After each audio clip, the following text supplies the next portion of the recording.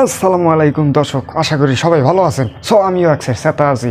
তবে আজকে কথা বলবো পূজনীয়া কীরকম জানেন? তাহারা গরুকে কি বলে জানেন? গৌমাতা। আমরা যে সময় কুরবানি দিই হ্যাঁ অনেকটা খারাপ লাগে, একসে স্যাড পোস্ট দেয়, এই পোস্ট দেয়, সেই পোস্ট দেয়, একসের হ্যাঁ জ্বলায়, বুঝছেন?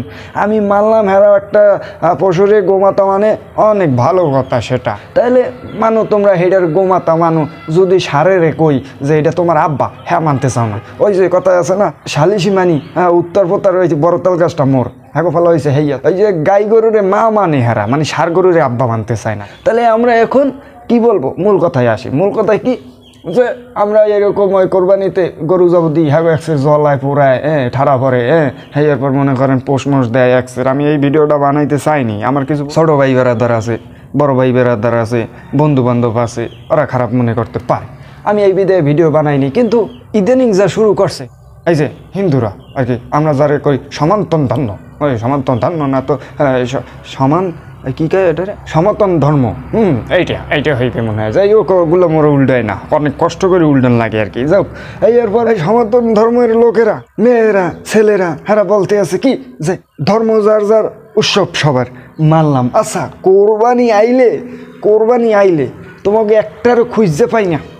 সব ঘরের মধ্যে যাও না, ওই যে এই যে তোমার ভাতার বাড়ি ইন্ডিয়া যাও তোমরা না কি, আমি কিছু বুঝি না। হ্যাঁ এরপর ঈদ আইলে সেম টু সেম ঈদ আইলে দুই এক মানুষ দেখা যায় আর কি। তাও কির জন্য? ওই যে ভালো ভালো পর্যটক এলাকায় মনে করেন ঘুরতে যায় সবাই ঘোরে, তা হেরাও একটু যায় হাজিয়া ফরিয়া করতে। কিন্তু ওই যে হ্যাঁ ধর্মের মধ্যে আছে শাখা লেসিতু, এই দেখকে মনে করেন আমরা চিনিয়া ফালাই যে এটা কি ওই যে সনাতন ধর্মের লোক। কোনো বাড়ি যাইয়া সেমাই খায় না, তাইলে হেরা কি করে? ওই ঘোরার জন্য ঈদ করে। আর আমরা কির জন্য ঈদ করি জানেন? মূলত ঈদ হইল যাইয়া আমাদের আল্লাহ তাআলা দান করছে 30টা রোজা রাখার জন্য।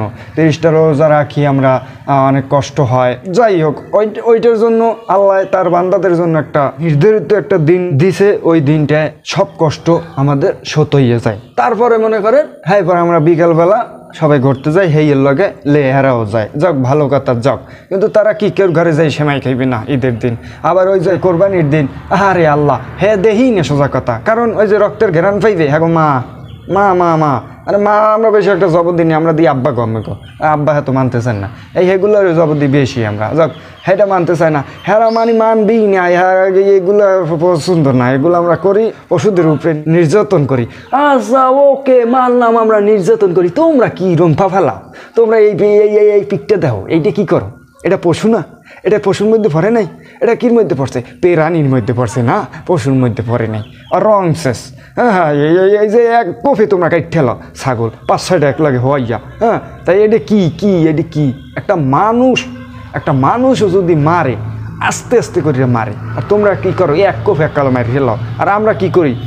আমরা সুরা কালাম পড়িয়া আস্তে আমাদের হুজুরেরা গলার উপরে ফুটু দিয়া আস্তে পোষা মশা দিয়া এবার আস্তে আস্তে করে পোষায়। আর আমরা কোনো মাবুদ মনে হয় একটা জবর দিতে আছেন, আমরা কি এটারে জানোয়ার জবর দিতে আছেন, সেইরকম মনে হইবে কা? আমরা যেহেতু এটা পবিত্র কাজ, আমরা ফাড়া ছাগল জবর দেন, ভালো কথা, জবর দেন, একটু ভদ্রতা আছে তো জায়গায়, সেটাও আমরা মানেন না। আসলে আমরা ওই যে মানুষে আমাদের এদিকে মুরব্বীরে কয় হিন্দু মানুষ কাউরে নেই 1 করার জায়গায় 10 করা খায় আর কি। আমরা মনে করেন আমার বলা সবসময় গরু লইয়া কাউরে থাকে, যেকালে ছাগল মারেন সেকালে কোনো কারণ নেই আর কি।